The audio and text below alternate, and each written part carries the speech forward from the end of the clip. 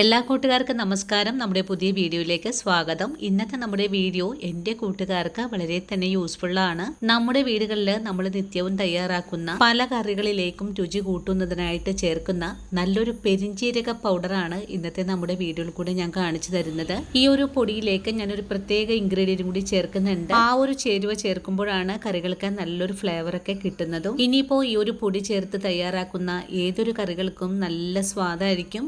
അതുപോലെ തന്നെ ബിരിയാണി ആവട്ടെ, മുട്ടക്കറി ആവട്ടെ, ഇറച്ചിക്കറികളാവട്ടെ, ഇനിയിപ്പോൾ നമ്മുടെ വീട്ടിലുണ്ടാക്കുന്ന മീൻ പൊരിച്ചതിലേക്ക് കുറച്ച് പൊടി ചേർത്ത് മസാല കുഴച്ചെടുത്താൽ ആ ഒരു ഫിഷ് ഫ്രൈ കഴിക്കാനായിട്ട് പ്രത്യേക സ്വാദ് തന്നെയായിരിക്കും. ഇനിയിപ്പോൾ വെജിറ്റബിൾ കറിയാണ് തയ്യാറാക്കാൻ താല്പര്യമെങ്കിൽ അങ്ങനെയും ചെയ്തെടുക്കാവുന്നതാണ്. അപ്പോൾ നോക്കാം എങ്ങനെയാണ് വളരെ രുചികരമായിട്ടുള്ള ഈ ഒരു പെരിഞ്ജീരക പൊടി വീടുകളിൽ തയ്യാറാക്കി എടുക്കുന്നതെന്ന് നമ്മുടെ വീഡിയോയിൽ കൂടെ നമുക്ക് കണ്ടു നോക്കാം. ഇനി നമുക്ക് എങ്ങനെയാണ് പെരിഞ്ജീരകം പൊടിച്ചെടുക്കുന്നതെന്ന് നോക്കാം. ഇതിനായിട്ട് കഴുകി ഉണക്കിയെടുത്തിട്ടുള്ള പെരിഞ്ജീരകം 100 ഗ്രാം അളവിലാണ് എടുത്തിട്ടുള്ളത്. ഇനി ചൂടായ പാനിലേക്ക് പെരിഞ്ജീരകം ഇട്ട് കൊടുക്കാം. അതിനുശേഷം 1 മിനിറ്റ് നേരം ഇതുപോലൊന്ന് ഫ്രൈ ചെയ്തെടുത്തതിന് ശേഷം നമുക്ക് ഫ്ലെയിം ഒന്ന് കുറച്ച് വെച്ച് കൊടുക്കാം. ഇപ്പോൾ നമ്മുടെ പെരിഞ്ജീരകത്തിന്റെ കളറൊക്കെ ഒന്ന് ചേഞ്ച് ആയി തുടങ്ങിയിട്ടുണ്ട്. ഈ ഒരു സമയത്ത് നമുക്കിതിലേക്ക് 2-3 ചേരുവകൾ കൂടെ ചേർക്കണം. ഞാനിതിലേക്ക് ആദ്യം ചേർത്ത് കൊടുത്തിട്ടുള്ളത് ഒരു 4 കറിയാമ്പൂവാണ്. കറിയാമ്പൂവും കൂടി ചേർത്തിട്ട് വീണ്ടും നല്ലോണം തന്നെ ഒന്ന് ഇളക്കി മൊരിയിച്ചതിന് ശേഷം 2 ടീസ്പൂൺ അളവിൽ കുരുമുളക് കൂടി ചേർത്ത് കൊടുക്കണം. വീണ്ടും നല്ലോണം ഒന്ന് വഴറ്റിയെടുക്കാം. അപ്പോൾ കുരുമുളകും കറിയാമ്പൂവും പെരിഞ്ജീരകവും കൂടി ചേർത്ത് ഒന്ന് മൊരിഞ്ഞു വരുമ്പോൾ ഇതിലേക്ക് നമ്മുടെ ഈ ഒരു മസാലയ്ക്ക് നല്ലൊരു ഫ്ലേവർ കിട്ടുന്നതിനായിട്ട് ഒരു 5 ഏലക്ക കൂടെ ചേർത്തിട്ടുണ്ട്.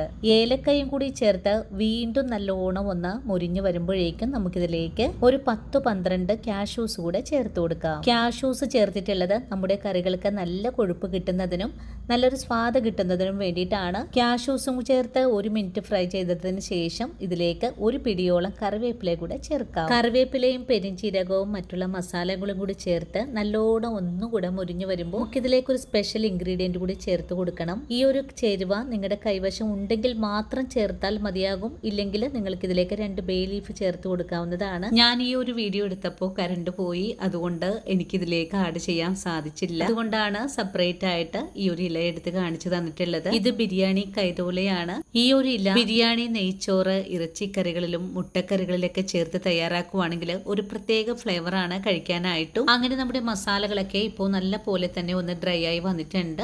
ഇനി ഫ്ലെയിം അങ്ങ് ഓഫ് ചെയ്ത് കൊടുക്കാം. അതിനുശേഷം ഇതൊന്ന് ചൂടാറി വരാനായിട്ട് നമുക്കൊന്ന് വെയിറ്റ് ചെയ്യാം. ഇപ്പോൾ നമ്മുടെ മസാലകളുടെ ചൂടൊക്കെ ഒന്ന് ആറി വന്നിട്ടുണ്ട്. ഇനി പൊടിച്ചെടുക്കുന്നതിനായിട്ട് നല്ലപോലെ ഉണങ്ങിയിട്ടുള്ള ഒരു മിക്സിയുടെ ജാറിലേക്ക് കൂടെ മാറ്റാം. മസാലകൾ മുഴുവനും തന്നെ മിക്സിയുടെ ജാറിലേക്ക് മാറ്റിയിട്ടുണ്ട്. ഇനി നല്ല ഫൈൻ പൗഡർ ആയിട്ട് തന്നെ നമുക്ക് പൊടിച്ചെടുത്തിട്ട് വരാം. അങ്ങനെ വളരെ എളുപ്പത്തിൽ തന്നെ നമ്മുടെ മസാലകൾ ഇവിടെ പൊടിച്ചെടുത്തിട്ടുണ്ട്. ഇനി പൊടിച്ചെടുത്ത പൊടി ഒരു ബൗളിലേക്ക് തന്നെ മാറ്റാം. ബൗളിലേക്ക് പൊടികൾ മാറ്റി കഴിഞ്ഞാൽ പിന്നെ ചൂടാറി വരാനായിട്ട് നമുക്കൊന്ന് വെയിറ്റ് ചെയ്യണം. ചൂടാറി വരുമ്പോൾ ഒരു കണ്ടെയ്നറിലേക്കാണ് ഈ ഒരു പൊടി മാറ്റേണ്ടതും. ഇനി നമ്മുടെ വീടുകളിൽ നിത്യമുള്ള ഈ ഒരു പെരിഞ്ജീരകം നല്ലതുപോലെ കഴുകിയതിനു ശേഷം വെയിലത്ത് വെച്ചിട്ട് ഉണക്കിയിട്ട് ഈ ഒരു രീതിയിൽ ഫ്രൈ ചെയ്ത് പൊടിച്ച് കുപ്പികളിൽ അടച്ച് സൂക്ഷിക്കാൻ പറ്റുന്നതാണ്. നമ്മുടെ കറികളുടെ രുചി വർദ്ധിപ്പിക്കുന്നതിനും നമ്മുടെ വീടുകളിൽ നമ്മൾ തയ്യാറാക്കുന്ന പല വിഭവങ്ങളുടെ സ്വാദ് വർദ്ധിപ്പിക്കുന്നതിനും ഈ ഒരു പെരിഞ്ജീരകപ്പൊടി വളരെ തന്നെ സഹായിക്കുന്നതാണ്. അപ്പോൾ ഇന്നത്തെ നമ്മുടെ വീഡിയോയും ഇത്രയുള്ളൂ കൂട്ടുകാരെ. ഈ ഒരു വീഡിയോയും കണ്ടിട്ട് എൻ്റെ കൂട്ടുകാർക്ക് വളരെ തന്നെ പ്രയോജനകരമായി എന്ന് ഞാൻ വിശ്വസിക്കുന്നു. വീഡിയോ കാണുമ്പോൾ നിങ്ങൾക്ക് ഇഷ്ടപ്പെടുവാണെങ്കിൽ തീർച്ചയായിട്ടും നിങ്ങളുടെ വിലയേറിയ ലൈക്കുകൾ തരാൻ മറക്കരുത്. അതുപോലെ വീഡിയോ കുറിച്ചുള്ള അഭിപ്രായങ്ങളും കമന്റ്സ് ആയിട്ട് അറിയിക്കാനും മറക്കരുത്. ഇനിയും ഇതുപോലുള്ള നല്ല നല്ല വീഡിയോസ് ഒക്കെ ആയിട്ട് ഞാൻ നാളെ ഓടിയെത്തുന്നതാണ്. അതുവരെയും വീഡിയോ കണ്ട് സപ്പോർട്ട് ചെയ്ത എൻ്റെ എല്ലാ കൂട്ടുകാരോടും ഒത്തിരി നന്ദി, സ്നേഹമൊക്കെ അറിയിച്ചുകൊണ്ട് നാളെ രാവിലെ കാണാം. അതുവരെ ഒത്തിരി സ്നേഹത്തോടെ വീണ്ടും കാണാം.